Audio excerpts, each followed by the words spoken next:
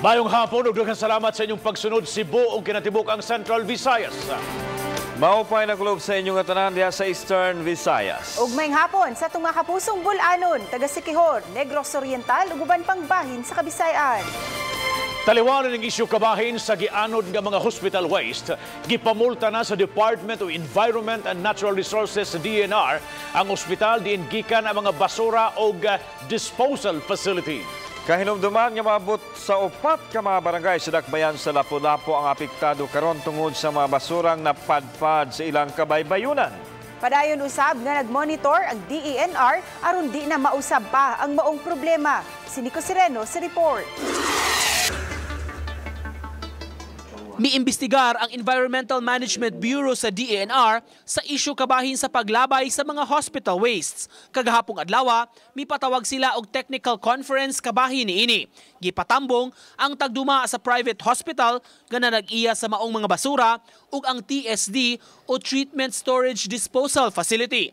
Ang ospital mi-hire og third party nga kompaniya aron maoy mo manage sa hospital og infectious wastes. Mato di Director William Cunyado, may mga kalapasan nga nakita nila gikan sa duha. Sa ospital, tungod sa kapakyas pag-monitor kung hain ma-dispose ang ilang basura nga gi-turn over sa TSD. Samtang sa TSD, kung unsay nahitabo nga gianod kini sa baybayon. They have to do their responsibility being a permitted treater. Di sila magpasagad sa ilahang mga responsibility ang commitment. Otherwise, we will suspend or cancel their permits kung di yun sila mo kuan ana nga isyuha. 100,000 pesos ang gipamulta sa ospital, samtang 200,000 sa treater o sa TSD facility. Kanang ospital, ako yun silang i-advisean nga they should have to evaluate their existing treater if they are doing their job. Nga kinahanglan mangayo yun silang certificate of treatment after they have given this contract, after they have removed their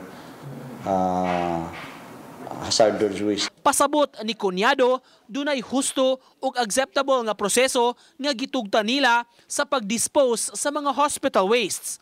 Sama sa pyrolysis o ang pag-subject sa waste sa indirect heat aron mapino-pino. Ang kaning sunugon ni mo ni, dagutan ni mo ni siya.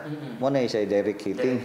Pero kung sunugon ni mo ni siya, niluto ko ni mo ni siya, pero ang pagluto ni mo, ang heat na nagsira, nagtuyok lang dere, mo na indirect heating. So, no contact of heat.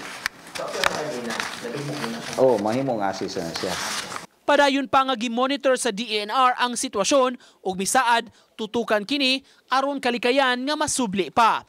Uban ni June Solon, Nico Sireno, Balitang Bisdak.